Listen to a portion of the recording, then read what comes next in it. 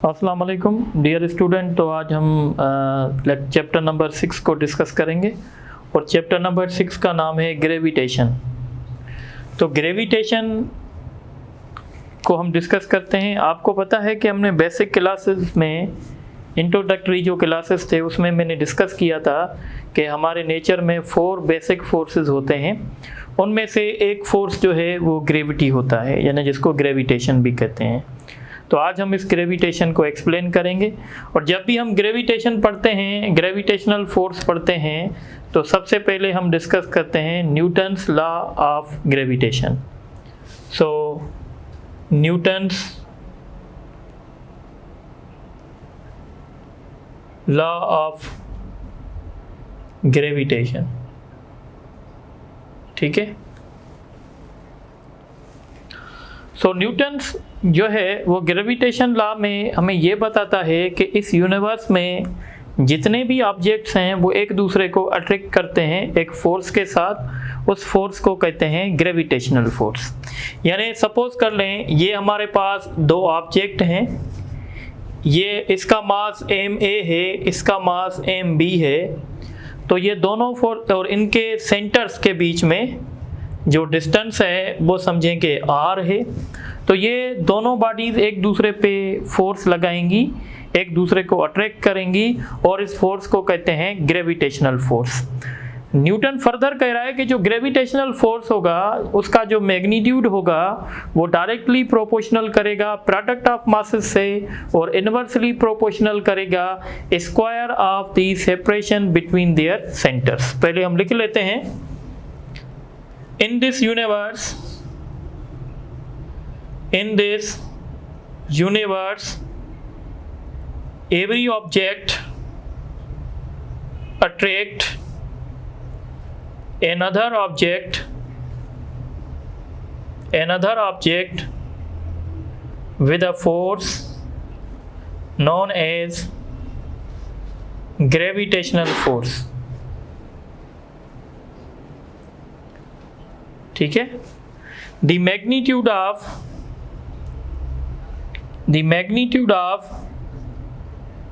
gravitational force is directly proportional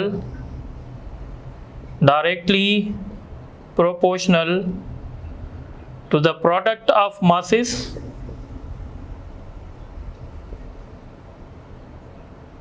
and inversely proportional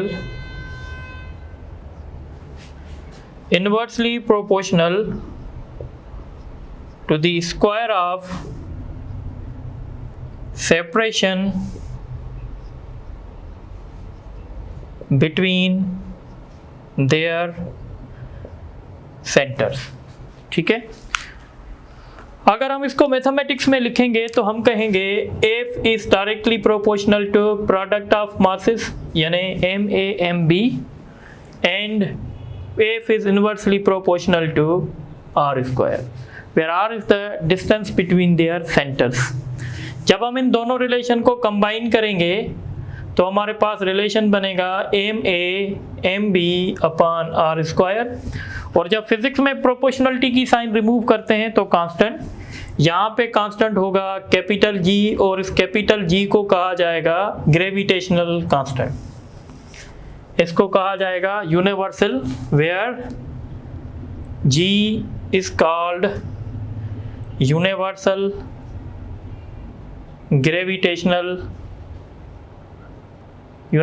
gravitational constant. Its value was determined by Cavendish. So Cavendish ने इसका value जो है वो find किया था,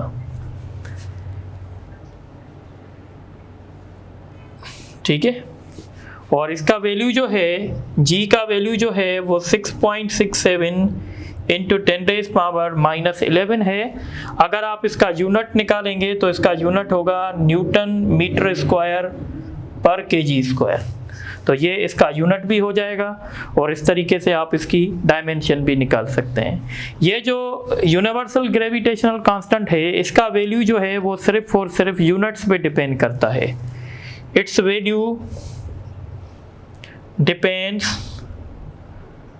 अपॉन दी यूनिट्स। अगर आप यूनिट चेंज करेंगे तो वैल्यू चेंज हो जाएगा। जैसे अगर आप इस g का यूनिट अगर आप ले रहे हैं डाइन सेंटीमीटर स्क्वायर पर ग्राम स्क्वायर तो फिर इसका वैल्यू चेंज हो जाएगा। अब इसका वैल्यू हो जाएगा 6.67 इंटू 10⁻⁻8। तो देखें मैंने यूनिट चेंज किए तो यूनिट चेंज करने की वजह से g का वैल्यू भी चेंज हो गया। तो ये एक फोर्स का फार्मूला हो गया। यहाँ से हमें ग्रेविटेशनल फोर्स का मैग्नीट्यूड मिलेगा। अब हम डायरेक्शन की बात करेंगे तो जो इनका डायरेक्शन होगा वो होगा the line joining there centres. इस तरीके से इसको सेंट्रल फोर्स भी कहा जाता है। वो इसलिए कहते हैं क्योंकि इनका जो डायरेक्शन होता है वो टुवर्ड्स द सेंटर होता है। This force is always directed towards the line joining their centers। यानी आप ऐसे कह सकते हैं ये बॉडी है, एक MA है, एक MB है। तो B जो फोर्स लगाएगी A पर अट्रैक्ट करेगी, तो अट्रैक्शन कैसे होगी? इस तरीके से। इस फोर्स को हम कहेंगे कि भाई फोर्स बॉडी B लगा रही है A पे। इस तरीके से इसका डायरेक्शन भी ऐसे होगा, यानी ये फोर्स लगा रही है बॉडी A B पर। इन दोनों फोर्सेस का मैग्नीट्यूड सेम होगा पर दोनों फोर्सेस का डायरेक्शन अपोजिट होगा। तो हम इसको ऐसे भी लिख सकते हैं FAB is equal to FBA, यानी दोनों का डायरेक्शन सेम और दोनों का मैग्नीट्यूड सेम होगा पर डायरेक्शन अपोजिट होगा। तो ये सारा कुछ ग्रेविटेशनल फोर्स के लिए है। तो आप इसको अच्छे तरीके से नोट भी कर लें। इसी पे हम कुछ MCQs भी करते हैं। तो MCQs number 1, the masses of bodies are doubled। The masses of bodies are doubled, then the gravitational force becomes option A remains same, option B becomes 1/4, option C becomes 4 times, option D becomes double. तो आप देख रहे हैं कि हमने masses को double किया हुआ है। मासेस को डबल करने से ग्रेविटेशनल फोर्स जो है वो 4 टाइम्स बढ़ जाएगा, क्योंकि हमने इसको भी डबल किया है, इसको भी डबल किया है, तो ये 4 हो जाएगा। अच्छा, किसी क्वेश्चन में ऐसे कहते हैं the product of masses is doubled. अगर प्रोडक्ट को डबल करेंगे यानी इस पूरे को डबल करेंगे तो ग्रेविटेशनल फोर्स सिर्फ डबल होगा। तो इस बात का आप ख्याल रखिएगा। एक दूसरा क्वेश्चन में दे रहा हूं, the separation between 2 bodies is doubled and masses of bodies are also doubled, then the gravitational force becomes option A remains unchanged, becomes double, becomes 1/4, option D becomes 4 times। ठीक है, तो इस तरीके से, अच्छा इसका ऑप्शन होगा becomes 4 times। अच्छा, इस तरीके से अगर आप इस क्वेश्चन को देखें, the separation between 2 bodies is doubled, यानी R को डबल किया गया है, and the masses of bodies are also doubled, masses of bodies को भी डबल किया गया है। अब आपसे पूछ रहे हैं ग्रेविटेशनल फोर्स पे क्या फर्क पड़ेगा। तो ग्रेविटेशनल फोर्स जो है वो directly proportional to product of masses है, and inversely proportional to r square है। आपने मासेस को डबल किया हुआ है, आपने सेपरेशन को भी डबल किया हुआ है। 4/4 मीन्स 1, 1 मीन्स रिमेन्स अनचेंज। इस तरीके से एक क्वेश्चन और देख लें। The gravitational force between two bodies is independent of option A, masses of bodies, option B, separation between bodies।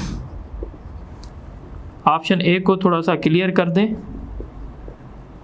Product of masses, option C sum of masses, option D all of these. तो gravitational force between two bodies जो होता है वो independent किसके होता है? तो आपने पढ़ा है प्रोडक्ट पे तो डिपेंड करता है, सेपरेशन पे भी डिपेंड करता है, तो सम ऑफ मासेस पे डिपेंड नहीं करता। इसका ऑप्शन जो है वो सी होगा। आप ये नोट कर लें। तो कुछ एमसीक्यूज और भी करते हैं।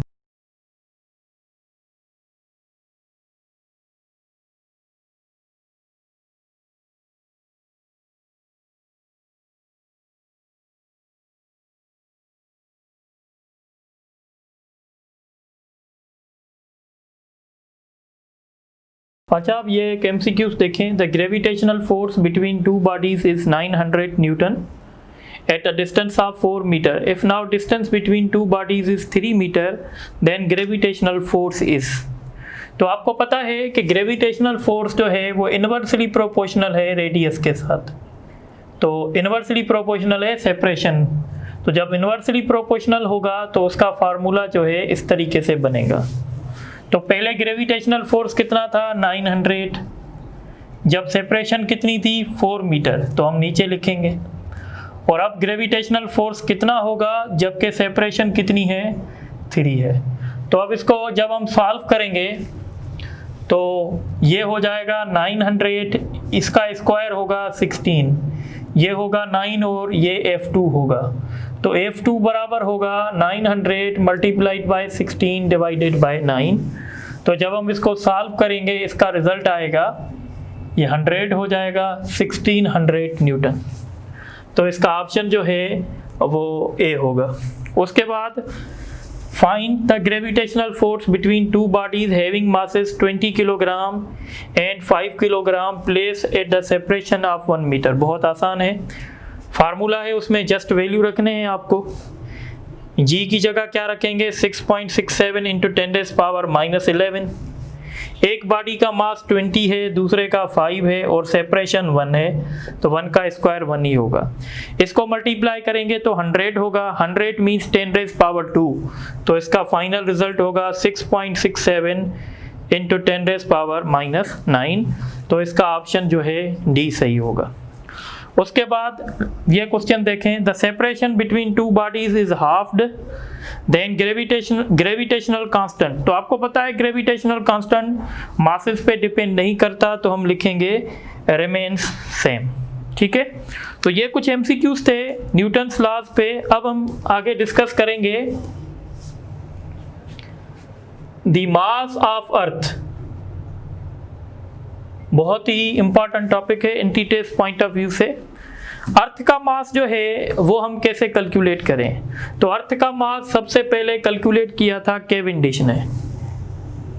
केविंडिश calculated the mass of earth by using law of gravitation. Gravitation law को यूज करके केविंडिश ने मास कैलकुलेट किया था अर्थ का। कैसे? केविंडिश ने ये अज्यूम किया कि ये सपोज करें ये हमारी अर्थ है और इस अर्थ के सरफेस पे एक छोटी सी बॉडी रखी गई है जिसका मास m है और अर्थ का मास सपोज कर लें m ही है और ये अर्थ का रेडियस है जो कि r ही है। तो अगर ये बॉडी अर्थ के सरफेस पे पड़ी हुई है तो अर्थ इस बॉडी पे फोर्स लगाएगी जिसको हम वेट भी कहते हैं। तो वो फोर्स कैसे मिलेगा? तो वो फोर्स मिलेगा Gm me/r e स्क्वायर। और ये जो फोर्स होता है हम इसको वेट कहते हैं। तो वेट किसके बराबर होता है, mg के बराबर होता है, ठीक है। तो यहाँ से हम मास ऑफ अर्थ की एक्सप्रेशन निकाल सकते हैं। सो मास ऑफ अर्थ की एक्सप्रेशन होगी g(RE)² अपॉन कैपिटल G। तो ये मास ऑफ अर्थ की इक्वेशन है, ये आपसे पूछ सकते हैं। अब इसमें जो कांस्टेंट यूज हो रहा है जिसको हम रेडियस ऑफ अर्थ कह रहे हैं, ये है 6.38 × 10⁻6 मीटर्स। ये अर्थ का रेडियस है। ये आपसे किलोमीटर्स में भी पूछ सकते हैं। किलोमीटर में अगर आप लिखेंगे तो 6.38 × 10⁻3 किलोमीटर हो जाएगा। और जी का वैल्यू आप जानते हैं, जब आप ये सारे वैल्यू रखेंगे तो अर्थ का मास आएगा 5.98 × 10⁻24 kg, या कभी कभी आप इसको राउंड ऑफ करके 6 × 10⁻24 भी लिख सकते हैं। तो इंट्री टेस्ट में यहाँ से 3 क्वेश्चन बन सकते हैं। आपसे मास ऑफ अर्थ की एक्सप्रेशन पूछ सकते हैं। सो मास ऑफ अर्थ की एक्सप्रेशन ये है, और इसी तरीके से आपसे पूछ सकते हैं कि अर्थ का मास कितना है, तो अर्थ का मास ये है। आपसे पूछ सकते हैं अर्थ का रेडियस कितना है, तो अर्थ का रेडियस भी आप याद रखेंगे। और आपसे पूछ सकते हैं कि अर्थ का मास किसने कैलकुलेट किया। अब हमारा नेक्स्ट टॉपिक जो है the average density of earth. Earth की डेंसिटी हम कैसे कैलकुलेट करें? तो डेंसिटी का फार्मूला होता है मास अपॉन वॉल्यूम, और हम जो है अर्थ को एज अ स्फीयर कंसीडर कर रहे हैं। जब हम अर्थ को स्फीयर कंसीडर करेंगे तो उसका वॉल्यूम होगा 4/3 πr³। अब अगर हम अर्थ की डेंसिटी फाइंड करना चाहते हैं तो मास की एक्सप्रेशन हमें पता है, ये दी गई है, यानी यहाँ पे मैं लिखूंगा me, और me की एक्सप्रेशन है g(RE)² upon capital G, divide करूंगा वॉल्यूम के साथ 4/3 πr³। ठीक है, तो आप देखेंगे ये पूरा इसके साथ कैंसिल हो जाएगा। इसी तरीके से अब क्या होगा, ये जो 3 है ये ऊपर चला जाएगा, तो डेंसिटी की एक्सप्रेशन बनेगी 3g upon 4 πG upon RE। तो जब हम इस सब के वैल्यू रखेंगे तो हमें अर्थ की एवरेज डेंसिटी मिलेगी, और अर्थ की जो एवरेज डेंसिटी है वो 5.5 × 10⁻³ किलोग्राम पर क्यूबिक मीटर है। अब देखें, इंटू 10⁻³ मतलब 1000, और 1000 डेंसिटी जो होती है वो वाटर की होती है। तो इसलिए हम कह सकते हैं कि the average density of earth is 5.5 times greater than the density of water की डेंसिटी 1000 होती है 4 सेल्सियस पे, तो अर्थ की डेंसिटी जो है वो वाटर से 5.5 टाइम्स ज़्यादा है। अब यहाँ से आपसे एवरेज डेंसिटी ऑफ अर्थ भी पूछ सकते हैं, उसका फार्मूला आपसे पूछ सकते हैं, आपसे उसका वैल्यू पूछ सकते हैं, तो आपको वैल्यू भी याद रखना चाहिए। इसी तरीके से अब हम कैलकुलेट करेंगे कि हम सन का मास कैसे कैलकुलेट करें। तो सन का मास भी कैलकुलेट जब हम करेंगे तो उस पर भी हम Newton's law of gravitation use करेंगे। तो अब मैं लिखूंगा मास ऑफ सन। तो मास ऑफ सन हम कैसे कैलकुलेट करेंगे, तो पहले लिखूंगा the mass of sun can be determined by using law of gravitation. अब कैसे देखें, ये हमारा सन है और ये हमारी अर्थ का ऑर्बिट है और ये हमारी अर्थ रिवॉल्व कर रही है। हमारी अर्थ जो है वो सन को रिवॉल्व करती है, और ये जो डिस्टेंस होता है इसको कहते हैं orbit radius of earth. What? Orbit radius of earth. तो लिख लें orbit radius of earth. What is orbit radius of earth? तो हम कहते हैं it is the distance between centre of earth and centre of sun. ठीक है, अब देखें हमारी अर्थ जो है वो सन को ऑर्बिट कर रही है। इस केस में हमारी अर्थ को क्या चाहिए? Centripetal force. और वो सेंट्रीपिटल फोर्स कहाँ से आएगा? तो हम कहेंगे जो सन है इस अर्थ पे ग्रेविटेशनल फोर्स एक्सर्ट करेगा और वो ग्रेविटेशनल फोर्स जो है वो सेंट्रीपिटल फोर्स में कन्वर्ट हो जाएगा। यानी हम ऐसे लिखेंगे Fg is equal to Fc। Fg मतलब, अब अगर आप कंसीडर करें कि सन का मास m है, हमारी अर्थ का मास m ही है और r जो है ये ऑर्बिट रेडियस है, तो हम ये कैसे लिख सकते हैं? हम लिखेंगे g m upon r square. ठीक है, और Fc कैसे लिखेंगे? m v square upon r। ऐसे भी लिख सकते हैं, या आप देखेंगे कि मैंने आपको चैप्टर 4 में टाइम पीरियड के हिसाब से बताया था। तो जब हम टाइम पीरियड के हिसाब से सेंट्रीपिटल फोर्स को लिखते हैं तो फार्मूला होता है 4 pi square m r upon t square. तो हम ये फार्मूला भी यहाँ रख सकते हैं, 4 पाई m r upon t square. m means mass of earth. तो आप देखेंगे मास ऑफ अर्थ से कैंसिल हो जाएगा। तो इस तरीके से अगर हम m को सॉल्व करेंगे तो इसकी एक्सप्रेशन बनेगी 4 पाई स्क्वायर, ये r और ये r क्यूब हो जाएगा और ये gt स्क्वायर हो जाएगा। ये एक्सप्रेशन जो है ये हमें मास ऑफ सन बताएगी। अब यहाँ पे ये कांस्टेंट है, ये जो है हम इसको कहते हैं कि ये ऑर्बिट रेडियस ऑफ अर्थ है और ये हमारा टाइम पीरियड है अर्थ का।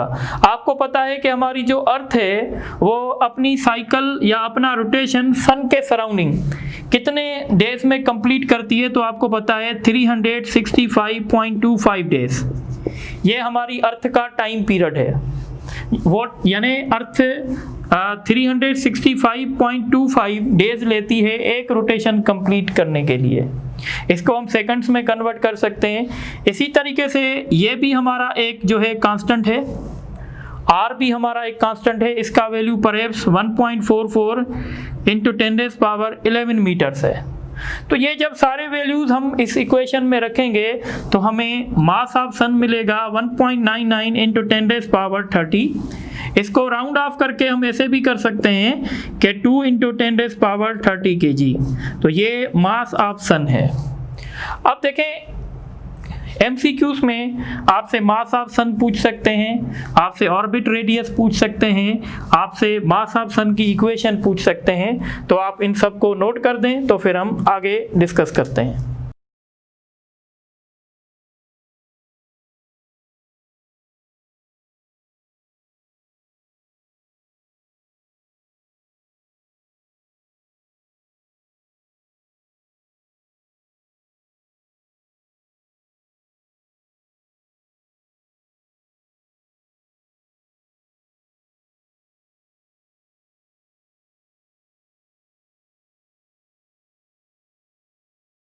अच्छा, अब हम बात करेंगे acceleration due to gravity. Acceleration due to gravity हम चैप्टर नंबर 3 में भी डिस्कस करके आए हैं।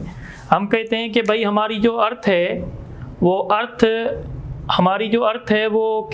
कोई भी बॉडी उसके सरफेस पे पड़ी होगी तो हमारी अर्थ उस पर ग्रेविटेशनल फोर्स लगाती है और उस ग्रेविटेशनल फोर्स की वजह से एक एक्सेलरेशन होती है और उस एक्सेलरेशन को कहते हैं एक्सेलरेशन ड्यू टू ग्रेविटी।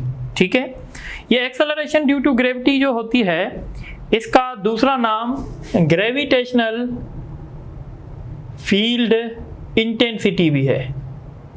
ठीक है, और ये हम कैसे निकाल सकते हैं? जैसे आपको पता है कि सपोज करें ये अगर बॉडी पड़ी हुई है और ये जो है ये बॉडी सपोज करें सरफेस ऑफ अर्थ पे पड़ी हुई है, तो अर्थ इसको कितनी एक्सेलरेशन के साथ डाउनवर्ड पुल करेगी? तो आपको पता है कि ये जो फोर्स होता है ग्रेविटेशनल फोर्स, हम इसको वेट कहते हैं और वेट हमेशा mg के बराबर होता है। यानी हम ऐसे लिख सकते हैं W is equal to Fg, और ये W हम लिखेंगे mg और ये हम लिखेंगे GM_ME/RE²। तो इस तरीके से MM कैंसिल हो जाएगा और ग्रेविटेशनल का फार्मूला होगा, एक्सेलरेशन ड्यू टू ग्रेविटेशन का फार्मूला होगा GME/RE²। ये हमने सरफेस ऑफ अर्थ पे कैलकुलेट की है। तो सरफेस ऑफ अर्थ पे जो G का वैल्यू होता है वो 9.8 मीटर पर सेकंड स्क्वायर होता है। ठीक है, क्योंकि अगर हम ये सारे वैल्यूज रखेंगे तो 9.8 आएगा, और ये वैल्यू हमेशा याद रखिएगा कहाँ पे होता है, सरफेस ऑफ अर्थ पे होता है। अब जब हम सेंटर ऑफ अर्थ की बात करते हैं तो सेंटर ऑफ अर्थ पे at the centre of earth value of G is 0। Centre of अर्थ पे G का वैल्यू जो होता है वो 0 होता है। अब हम आगे ये डिस्कस करेंगे कि जो एक्सेलरेशन ड्यू टू ग्रेविटी का जो वैल्यू होता है वो हर जगह पे, यानी हमारी अर्थ पे हर जगह पे सेम नहीं होता है। उसके कुछ रीजंस हैं, वो मैं आपको बताऊंगा। तो पहले हम लिख लेते हैं, the value of G varies due to following reasons. कुछ रीजंस हैं जिसकी वजह से G का वैल्यू चेंज होता है। तो एक जो हमारा जो ठीक है रीजन है, इसको कहते हैं variation of G due to rotation of earth. आपको पता है कि हमारी अर्थ जो है वो अपनी एक्सिस पे घूमती है। जब हमारी अर्थ अपनी एक्सिस पे घूमती है तो उस हिसाब से भी G का वैल्यू चेंज होता है, पर रोटेशन की वजह से जो G का वैल्यू चेंज होता है वो सिर्फ और सिर्फ इक्वेटर पे होता है, पोल पे कोई भी वेरिएशन नहीं आती है। तो ये हम पॉइंट लिखेंगे, the value of G varies due to rotation of earth at only equator but no effect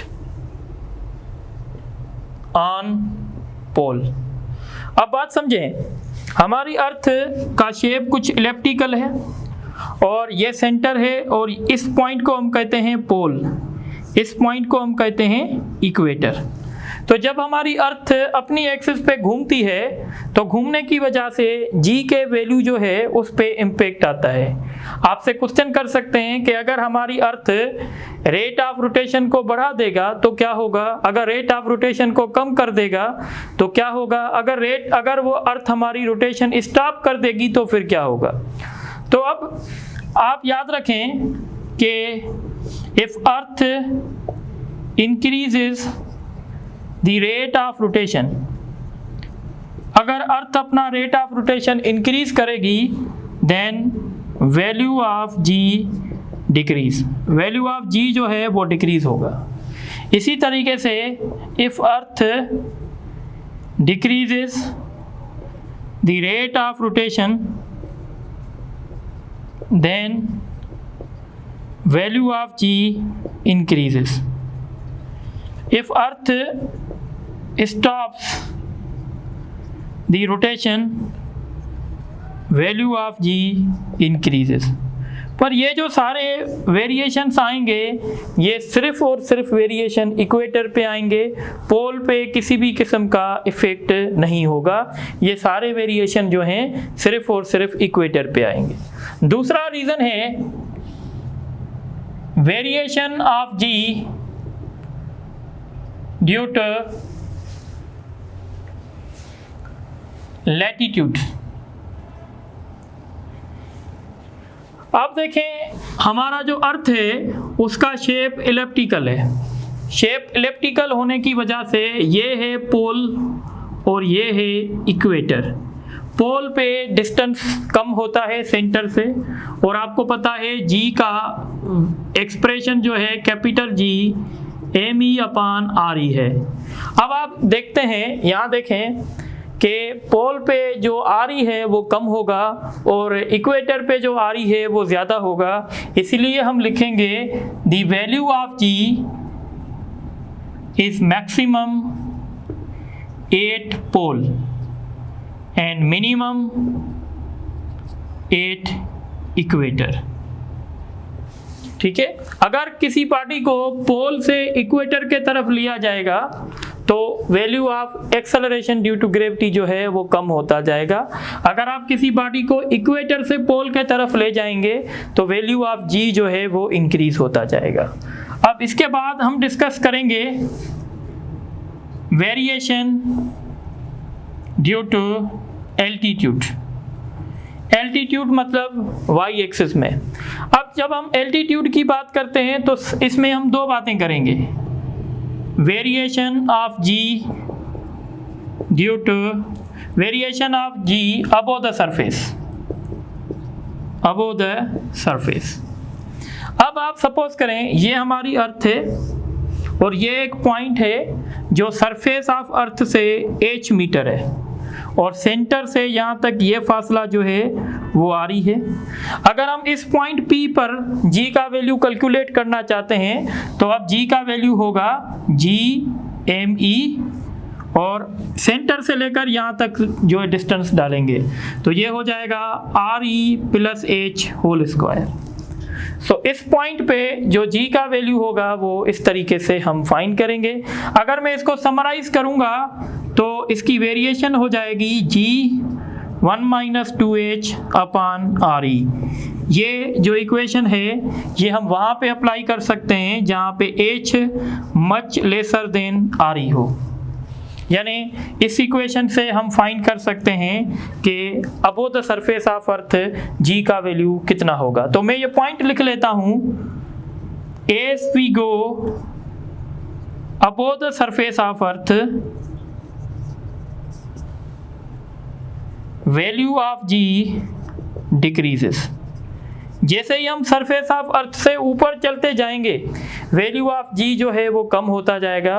value of G कम इसलिए होता जाएगा क्योंकि सेंटर से फासला बढ़ता जाएगा और जितना सेंटर से फासला बढ़ता जाएगा उतना जो है ग्रेविटेशनल फोर्स कम होता जाएगा और अगर ग्रेविटेशनल फोर्स कम होगा तो लाजमी है एक्सेलरेशन ड्यू टू ग्रेविटी भी कम होती जाएगी। अब हम इसका सेकंड पार्ट करेंगे और वो है variation of G due to depth. Depth मतलब बिलो द सरफेस ऑफ अर्थ।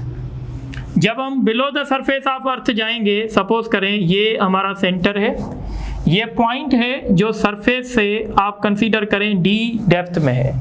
अगर इस पॉइंट पे हम G का वैल्यू फाइंड करेंगे तो भी कम आएगा। तो मैं ये लिख लेता हूँ, as we go below the surface of earth value of G decreases. अब यहाँ पे वैल्यू ऑफ अर्थ डिक्रीज क्यों हो रहा है? Because effective mass of earth decreases, because अर्थ का जो इफेक्टिव मास है वो डिक्रीज हो रहा है। इस पॉइंट पे G का वैल्यू फाइंड करने का फार्मूला होगा G dash is equal to GME RE minus D whole square. और अगर आप इसको सिंप्लीफाइड करेंगे तो इसका फार्मूला होगा 1 - D अपॉन RE। तो ये इक्वेशन है जिससे हम फाइंड कर सकते हैं। अब इस इक्वेशन से आप कॉमन सेंस यूज़ कर सकते हैं। अगर आप सरफेस ऑफ अर्थ से इतना बिलो जाएंगे जितना रेडियस ऑफ अर्थ होगा, ठीक है, तो इस इक्वेशन को देखें, अगर D आपका RE जितना हो गया तो RE के साथ कैंसिल हो जाएगा, 1 - 1 0 हो जाएगा और G डैश 0 हो जाएगा, यानी सेंटर ऑफ अर्थ पे G का वैल्यू जो है वो 0 हो जाएगा। तो ये इक्वेशंस आप देख लें। अच्छा, अब इस इक्वेशन को और इस इक्वेशन को केयरफुली देखें। ये equation above the surface of earth variation बताएगी, ये equation below the surface of earth आपको वेरिएशन बताएगी। अगर आप देखें तो अगर हम 10 मीटर अबो द सरफेस जाएंगे और 10 मीटर बिलो द सरफेस जाएंगे तो अबो द सरफेस वेरिएशन यानी वेरिएशन तेज़ी से आएगी और बिलो द सरफेस वेरिएशन जो है वो थोड़े स्लो रेट पे आती है। तो हम कहते हैं above the surface variation of G take place at faster rates.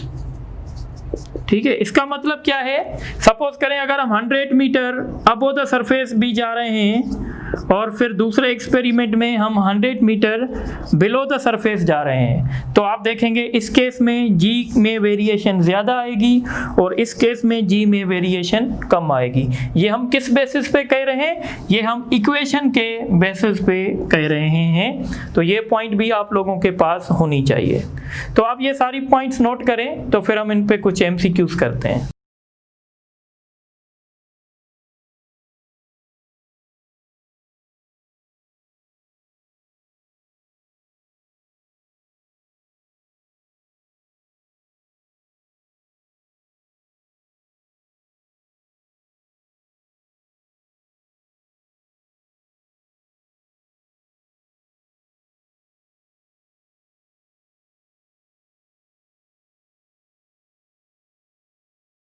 अच्छा, अब ये मैंने कुछ MCQs लिखे हैं, इसको डिस्कस कर लेते हैं। Which of the following expression gives the mass of earth. तो हमने थोड़ी देर पहले कैलकुलेट किया था, मास ऑफ अर्थ कैलकुलेट करने की एक्सप्रेशन ये है। ठीक है, उसके बाद the mass of earth is, तो अर्थ का मास हमने कैलकुलेट किया था 6 × 10⁻24 था kg में। द एवरेज डेंसिटी ऑफ अर्थ की जो एवरेज डेंसिटी हमने कैलकुलेट की थी 5.5 × 10⁻3 थी। The acceleration due to gravity at the surface of Earth is given by, तो acceleration due to gravity की हमने एक्सप्रेशन पढ़ी थी, तो उसकी एक्सप्रेशन थी G_me/re², यानी बी ऑप्शन होगा। The value of acceleration due to gravity at the center of Earth, centre of अर्थ पे acceleration due to gravity का वैल्यू 0 होता है। The acceleration due to gravity is maximum at, तो maximum कहाँ पे होती है, तो मैंने बताया था पोल पे। Find the value of acceleration due to gravity at a point which is re above the surface of Earth। above the surface of Earth की वेरिएशन हमने पढ़ी थी G, और ये एक्सप्रेशन हमने पढ़ी थी G_me/re + h²। h यहाँ पे re के बराबर है, तो हम h की जगह re रखेंगे, तो RE और RE क्या होगा 2RE, 2 का स्क्वायर करेंगे तो 4, तो G_me/4RE²। अगर आप इसको टेक्निकली देखेंगे तो ये 9.8 होता है, क्योंकि ये सरफेस पे वैल्यू होता है। तो 9.8 डिवाइडेड बाय 4, जब आप इसको डिवाइड करेंगे तो आपका जवाब आएगा 2.25। यानी RE मीटर जब हम अबो द सरफेस ऑफ अर्थ जाएंगे तो G का वैल्यू 1/4 हो जाएगा। इसको हम ऐसे भी लिख सकते हैं G/4। ठीक है, उसके बाद the mass of planet is half the mass of earth and its radius is also half as the radius of earth. The value of acceleration due to gravity, तो मैंने बताया था अगर हम किसी और प्लेनेट की बात करेंगे ना तो हम लिखेंगे Gm/r²। अब यहाँ पे जो इसका मास है वो 1/2 me है और इसका रेडियस भी 1/2 re है, तो हम इसको ऐसे सॉल्व करेंगे। तो आप देखेंगे ये g हो जाएगा, ये 1/2 me हो जाएगा, और जब हम इसका स्क्वायर करेंगे तो 1/4 re² होगा। अब अगर आप g को me को re को कलेक्ट कर लें तो ये आपके पास क्या होगा, ये 4 नीचे डिवाइड कर रहा है, ऊपर जाके मल्टीप्लाई करेगा, तो 4 × 1/2, यहाँ लिख लेता हूँ, तो ये हो जाएगा, ये 4 ऊपर आ जाएगा, ये 1/2, ये वाला 4 ऊपर जाएगा तो मल्टीप्लाई करेगा, और ये G_me/re²।